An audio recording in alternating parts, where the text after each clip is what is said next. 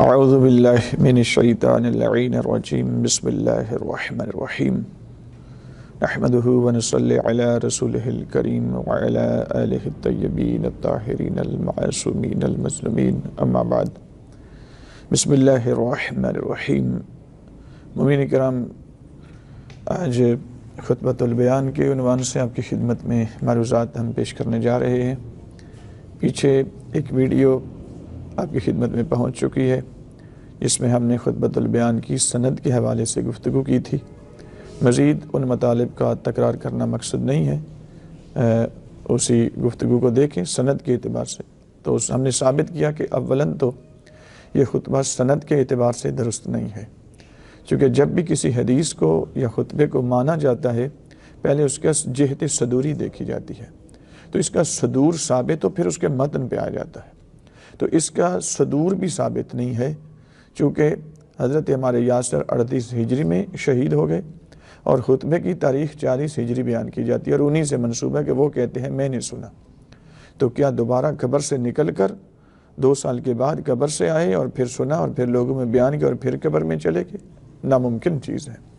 ایک چیز سند کے اعتبار سے، اب اگر سند سے ہم صرف نظر بھی کر لیں، اس کے متن پہ آ جائیں، تو اس خطبہ کا جو متن ہے اس کے متن کو 3 حصوں میں ہم تقسیم کر سکتے ہیں۔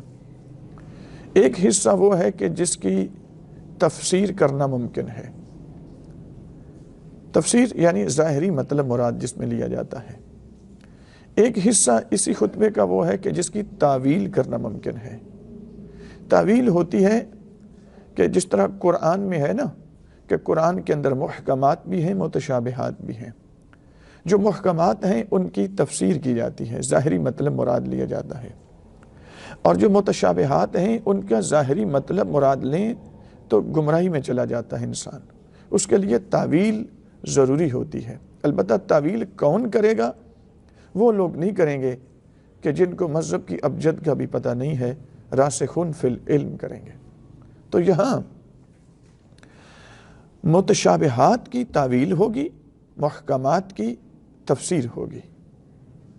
اسی طریقے سے ایک عام بندے کی کلام کے اندر بھی اگر دیکھیں تو اس میں محکمات بھی ہوتے ہیں، متشابہات بھی ہوتے ہیں، اور امیر المومنین کی کلام بھی اسی طرح سے ہے، محکمات میں بھی ہے اور متشابہات بھی۔ تو بس قانون یہی ہے، اصول یہی ہے کہ جہاں محکمات ہوں گے وہاں تفسیر ہوگی، جہاں متشابہات ہوں گے وہاں پہ تعویل ہوگی۔ لیکن اس خطبے کے اندر جب ہم اس کے متن کو دیکھتے ہیں، صرف نظر کر لیں، قطع نظر کر لیں ہم سند سے، جہت صدوری سے، تو اس کے متن پہ آئیں تو وہ 3 حصوں میں اس کا تقسیم کیا جا رہا ہے۔ ایک حصہ وہ ہے کہ جو محکمات پہ مشتمل ہے، یعنی ان کی تفسیر کریں، مشکل نہیں ہے، ظاہری مطلب مراد لینے میں قباحت نہیں ہے۔ ایک حصہ اسی خطبے کا وہ ہے جس کی تعویل کر لیں، چونکہ کسی چیز کو ترک کرنا یا طرد کرنا اس سے بہتر ہے کہ اس کا تعویل کر دیا، اور تعویل اگر ممکن ہو تو ایک حصہ ہے جس کی تعویل کرنا ممکن ہے، لیکن اس کا ایک حصہ ایسا ہے جس کی نہ تعویل ممکن ہے نہ تفسیر ممکن ہے۔ تو یہ کیسے ممکن ہے کہ کلام الہی کا، خدا کے کلام کی تو میں محکمات بھی ہوں، متشابہات بھی ہوں، کچھ کی تفسیر کی جائے، کچھ کی تعویل، لیکن علی مولا کی کلام میں کہ تیسری چیز اضافی طور پہ آ جائے کہ جس کی نہ تعویل ممکن ہے نہ تفسیر ممکن ہے۔ ہم یہاں پہ چند جملے اس کے آپ کی خدمت میں مرحلہ وار پیش کرنے جا رہے ہیں، اور پھر آپ کی خدمت میں کچھ مطالب معروضات بھی اسی سلسلے میں پیش کریں گے۔ مثلا اسی خطبے میں امیر المومنین سے منسوب کر کے یہ جملہ کہا گیا، انا الذی لیس کمثلہ شیء، کہ میں وہ علی ہوں کہ جس کے مثل کوئی شے نہیں ہے۔ اب یہ ذرا غور کریں کہ امیر المومنین کے ساتھ منسوب ہے یہ جملہ اور اسی خطبۃ البیان کے اندر ہے۔ اس جملے کی نہ تعویل ممکن ہے نہ تفسیر ممکن ہے۔ کیوں؟ اس لیے کہ پروردگار عالم یہ آیت کا ایک حصہ ہے جو اپنے لیے کہہ چکا ہے۔ سورۃ الشورى قرآن حکیم کا پارہ نمبر 25 ہے اور سورۃ الشورى کی آیت نمبر 11 ہے، جس میں خداوند متعال فرما رہا ہے اپنی ذات کے لیے لیس کمثلہ شیء وہو السمیع البصیر، اللہ وہ ہے کہ جس کے مثل کوئی شے نہیں ہے۔ مثل کس کو کہتے ہیں؟ مثل ہوتا ہے جب ذات میں مشابہت پیدا ہو جائے، جب ذات آپس میں کسی اور ذات کے ساتھ مل جائے، اس کو مثلیت کہتے ہیں۔ اللہ کہتا ہے میری ذات کے ساتھ کسی کی مشابہت ہی نہیں ہے، میری ذات جیسی کسی کی ذات ہی نہیں ہے، تو میں کسی کے مثل کیسے ہوں گا؟ اللہ رب العزت اپنے لیے کہہ رہے ہیں لیس کمثلہ شیء، میری ذات جیسی کسی کی ذات نہیں، کوئی شے میرے مثل نہیں ہے۔ لیکن آیا کہ امیر المومنین کے لیے یہ جملہ ہم مان لیں تو کیا پورے مذہب سے ہمیں ہاتھ نہیں اٹھانا پڑے گا؟ چونکہ ایک طرف قرآن کی آیات ہیں، ایک طرف رسول اللہ کی احادیث ہیں، ایک طرف آپ کا مذہب اہل بیت ہے پورا، اور ایک طرف ان سب کے مد مقابل یہ ایک جملہ ہے۔ ہمیں فیصلہ کرنا ہے کہ اس جملے کو لینا ہے یا اس قرآن کی آیات کو لینا ہے، رسول اللہ کی احادیث کو لینا ہے، معصومین کی احادیث کو لینا ہے، یا اپنے مذہب کو لینا ہے۔ اب یہاں پہ میں چند ایک آیات آپ کی خدمت میں پیش کر رہا ہوں۔ مثلیت میں عرض کر رہا ہوں، مثل اس کو کہتے ہیں جب جو ذات میں مشابہ ہو جائے۔ اللہ کہہ رہا ہے چونکہ میری ذات جیسی کسی کی ذات نہیں ہے، اور امام حسین علیہ السلام جب خطبہ توحید دیتے ہیں تو خطبہ توحید میں بھی میرے آقا یہی فرماتے ہیں ایھا الناس اتقوا ہؤلاء الملائکۃ الذین یشبہون اللہ بانفسہم، اے لوگوں بچو ان لوگوں سے جو اللہ کو اس کی مخلوق کی شبیہ بنا کر پیش کرتے ہیں۔ یہ لوگ دین سے ایسے نکل چکے ہیں جیسے تیر کمان سے نکل چکا ہے، یعنی جیسے تیر جب نکل جاتا ہے کمان سے تو کمان کے اندر اس تیر کی واپسی کا امکان ختم ہو جاتا ہے، ویسے ہی جو لوگ اللہ کو مخلوق کی شبیہ بنا کر پیش کرتے ہیں ویسے ہی وہ دین سے ایسے نکل جاتے ہیں کہ ان کی تیر کی طرح اس دین کے اندر واپسی کا امکان ختم ہو جاتا ہے۔ یہ کس کے جملے ہیں؟ سرکار سید الشہداء کے۔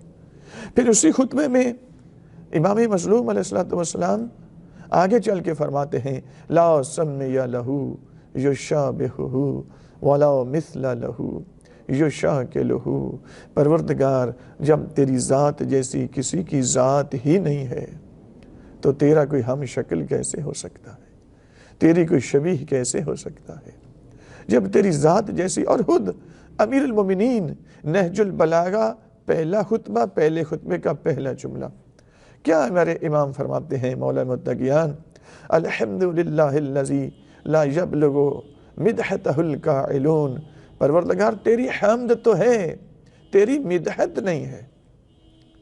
حالانکہ مدحت بھی تعریف ہوتی ہے، حمد بھی تعریف ہوتی ہے، لیکن ایک فرق ہے۔ کیا فرق ہے؟ امیر المومنین فرماتے ہیں پروردگار تیری حمد ہے، تیری مدحت نہیں۔ مدحت اس تعریف کو کہتے ہیں کہ ایسی تعریف جو کسی ایسا حسن و جمال جو کسی کی ذات میں پایا جائے، اور اس ذاتی حسن و جمال کے تذکرہ کو مدحت کہا جاتا ہے۔ اور حمد اس تعریف کو کہتے ہیں کہ ایسا حسن و جمال جو کسی کے فعل میں پایا جائے، اس کا تذکرہ حمد کہلاتا ہے۔ امیر المومنین فرماتے ہیں پروردگار جب تیری ذات تک کسی کی رسائی کوئی نہیں تو تیری مدحت کیسے کر پائے گا، اور تیری ذات تک رسائی ہو بھی کیسے جب تیری ذات کسی ذات جیسی ہی نہیں ہے تو رسائی کیسے ہو جائے گی۔ ذرا توحید پڑھیں اور امیر المومنین کے وہ خطبات پڑھیں، سید الشہداء کے خطبات پڑھیں۔ امام سید سجاد نے صحیفہ سجادیہ کے اندر جو توحید بیان فرمائی ہے، توحید ذاتی بیان فرمائی ہے، توحید افعالی بیان فرمائی ہے، توحید صفاتی بیان فرمائی ہے، اس کو ذرا پڑھ لیں اور اس کو دیکھیں۔ ہر معصوم کہہ رہے ہیں کہ پروردگار تیری ذات جیسی کسی کی ذات نہیں ہے، لیکن کیا امیر المومنین کی ذات جیسی بھی کسی کی ذات نہیں ہے؟ آیا یہ درست ہے؟ تو اگر یہ درست ہے تو آپ کو پورے مذہب سے بہت ساری احادیث سے ہاتھ اٹھانا پڑے گا، اس لیے کہ یہ وہی امیر المومنین ہیں جن کے لیے رسالت مآب جو حدیث میں بیان کرنے جا رہا ہوں یہ عام حدیث نہیں ہے، حدیث متواتر ہے۔ امیر المومنین کے لیے سرکار ختمی مرتبہ علیہ السلام فرماتے ہیں خلقت انا وعلی من نور واحد، میں اور علی ایک ہی نور سے خلق کیے گئے۔ یہاں مثلیت ہوئی یا نہ ہوئی؟ کیا امیر المومنین کی ذات نبی اکرم کی ذات جیسی ہے یا نہیں ہے؟ کیا امیر المومنین اسی نور سے خلق ہوئے ہیں یا نہیں جس نور سے اللہ نے سرکار رسالت مآب کے نور کی ذات کو خلق کیا؟ تو جب مادہ ادھر بھی ایک ہے ادھر بھی ایک ہے تو مثلیت ہوئی یا نہ ہوئی؟ پھر اس جملے کو ہم کہاں پہ لے جائیں جس میں امیر المومنین سے منسوب کر کے کہا جاتا ہے کہ انا الذی لیس کمثلہ شیء، میں تو وہ علی ہوں جس کے مثل کوئی شے ہی نہیں۔ یہ تو خدا نے اپنے لیے کہا ہے، جبکہ نبی اکرم فرماتے ہیں یا علی تو میرے مثل ہے، تو میری مثل ہے۔ کس طریقے سے؟ جب اور پھر آپ آیت مباہلہ پڑھ لیں، آیت مباہلہ میں پروردگار کیا فرماتا ہے؟ قُلْ تَعَالُوا نَدْعُوا أَبْنَاءَنَا وَأَبْنَاءَكُمْ وَنِسَاءَنَا وَنِسَاءَكُمْ وَأَنفُسَنَا وَأَنفُسَكُمْ۔ حبیب انہیں کہہ دو تم اپنے بیٹوں کو لے آؤ، ہم اپنے بیٹوں کو لے آتے ہیں، تم اپنی عورتوں کو لے آؤ، ہم اپنی عورتوں کو لے آتے ہیں، تم اپنے نفوس کو لے آؤ، ہم اپنے نفوس کو لے آتے ہیں۔ امیر المومنین نفس رسول بن کر مباہلے میں گئے۔ نفس رسول کا مطلب یہ ہے کہ جس کی ذات نبی اکرم کی ذات جیسی۔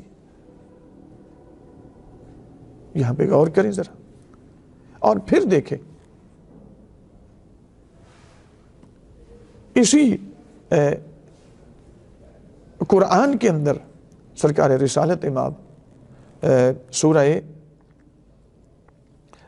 فصلت آیت نمبر 6 ہے، پارہ نمبر 24 ہے، اور سورہ کا نمبر ہے 41، اور سورہ کی آیت نمبر 6 ہے کہ آواز قدرت آتی ہے، اپنے نبی کو اللہ حکم دیتا ہے قُلْ إِنَّمَا أَنَا بَشَرٌ مِثْلُكُمْ یوحیٰ الیہ انما الہکم الہ واحد۔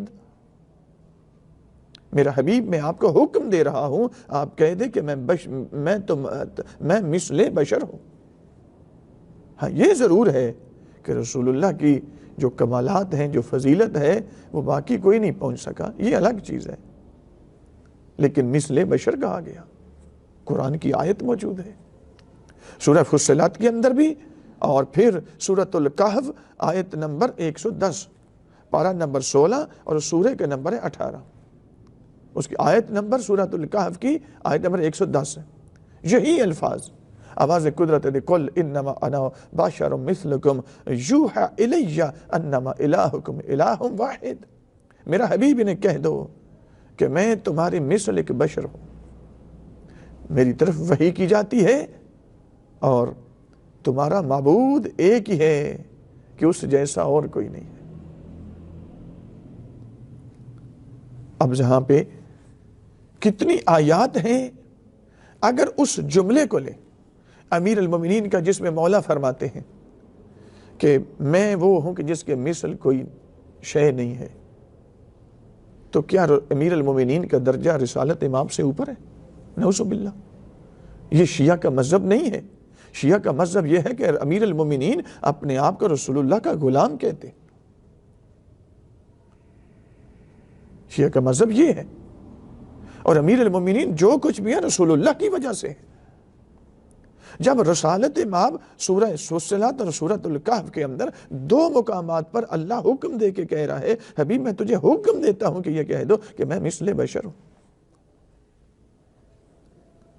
تو یہ کیسی آپ فضیلت لے کے آ رہے ہیں کہ رسول اللہ تو مثل بشر ہیں قرآن کی آیات میں، اور امیر المومنین کہیں کہ میری کوئی شے میری مثل نہیں ہے، جبکہ یہی جملہ قرآن کی متعدد آیات کے ساتھ بھی ٹکرا رہا ہے اور رسول اللہ کی احادیث کے ساتھ بھی امیر المومنین کا یہ جملہ ٹکرا رہا ہے۔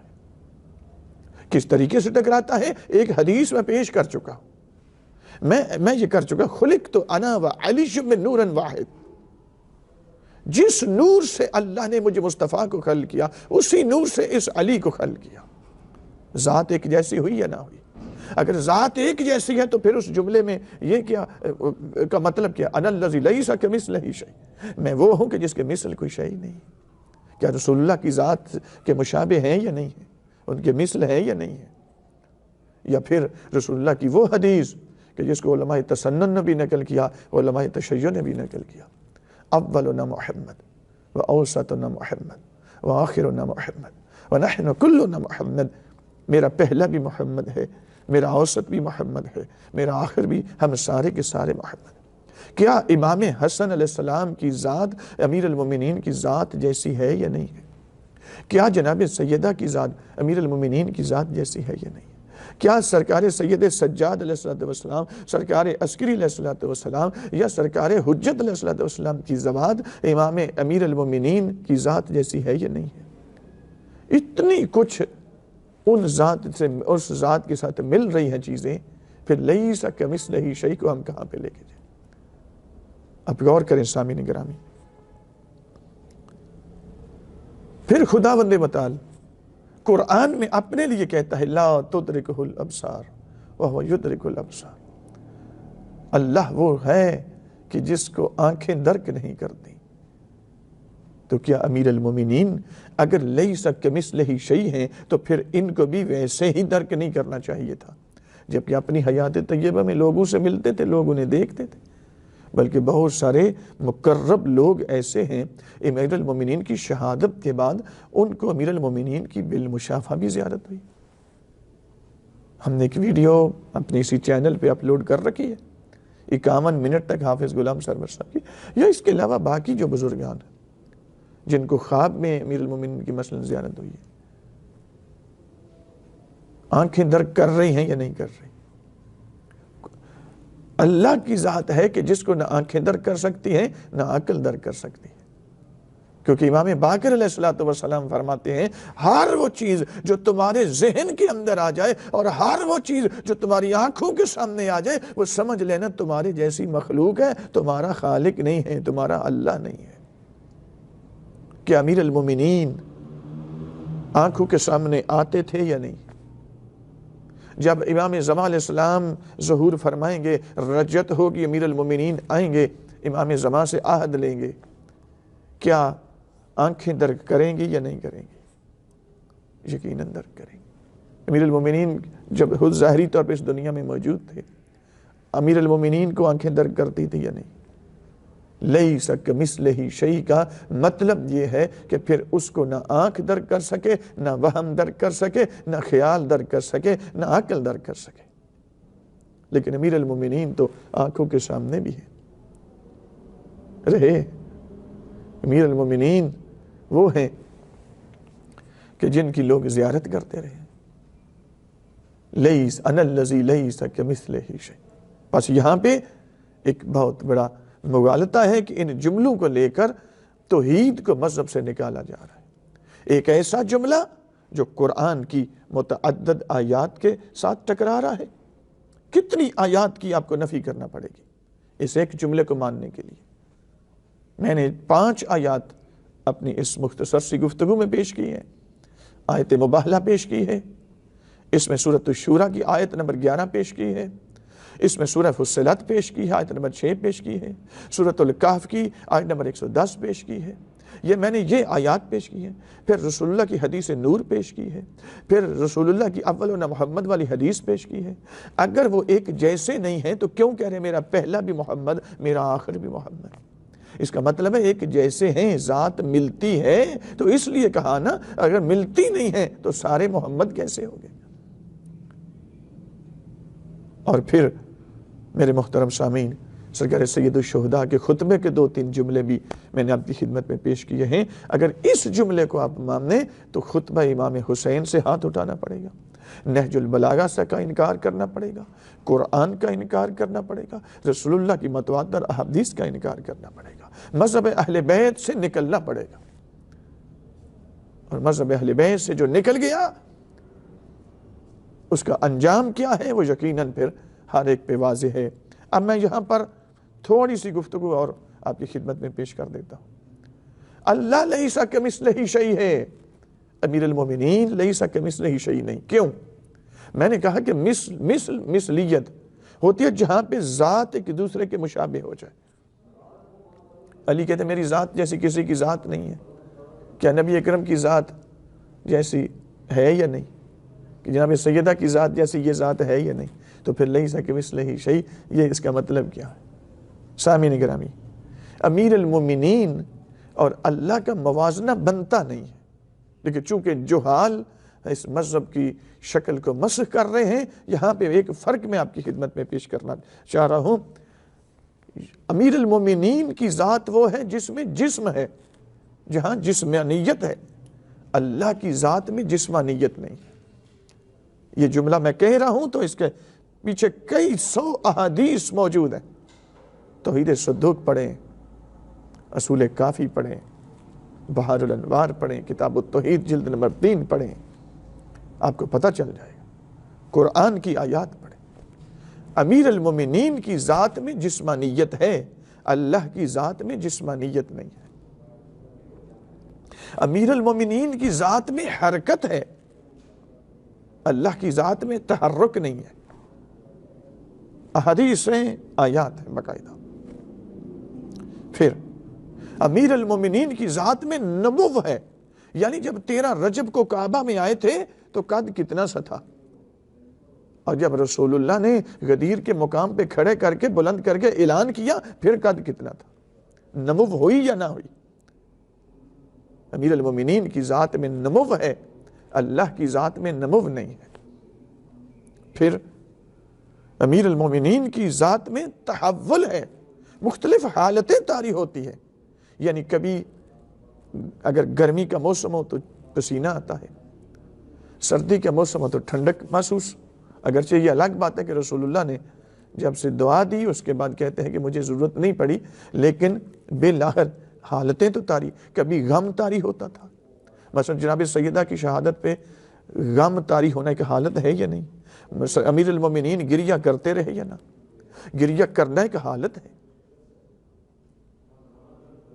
تو جہاں تحول ہو وہ مثلیت رکھ رہا ہے، جہاں تحول ہی نہ ہو، اللہ کی ذات میں تحول نہیں، اللہ کی ذات میں نمو نہیں، اللہ کی ذات میں تحرک نہیں، اللہ کی ذات میں تجسیم اور جسمانیت نہیں، جبکہ امیر المومنین کی ذات میں حرکت ہے، امیر المومنین کی ذات میں نمو ہے، امیر المومنین کی ذات میں جسمانیت، جس طرح رسول اللہ کی ذات میں جسمانیت حرکت ہے، نمو ہے۔ امام حسن مجتبیٰ، امام حسین علیہ السلام، سرکار علی اکبر علیہ السلام، سرکار ابوالفضل عباس علمدار علیہ السلام، یہاں ترکیب ہے، یعنی امیر المومنین کے جسم میں ترکیب ہے، وہاں ترکیب نہیں ہے۔ خود آئمہ فرماتے ہیں کہ جس میں نہج البلاغہ کا پہلا خطبہ پڑھے، اس لیے یہ جملہ پورے مذہب کے بھی خلاف ہے، نہ اس کی تعویل کی جا سکتی امیر المومنین سے منسوب کر کے۔ آیات کے بھی، قرآن کی اتنی ساری آیات سے آپ کو ہاتھ اٹھانا پڑے گا، بہت ساری احادیث سے، خطبات امیر المومنین، خطبات امام حسین علیہ السلام، صحیفہ سجادیہ سے ہاتھ اٹھائیں اور ایک جملے کو مانیں، اور جملہ بھی وہ کہ جس کی سند ثابت نہیں۔ انشاءاللہ ہم اسی خطبے کے باقی جملے بھی، کلمات بھی آپ کی خدمت میں لے کر آئیں گے اور آپ کی خدمت میں مطالب پیش کرنے کی کوشش کریں گے۔ پروردگار ہمیں سمجھنے کی توفیق عطا فرمائے۔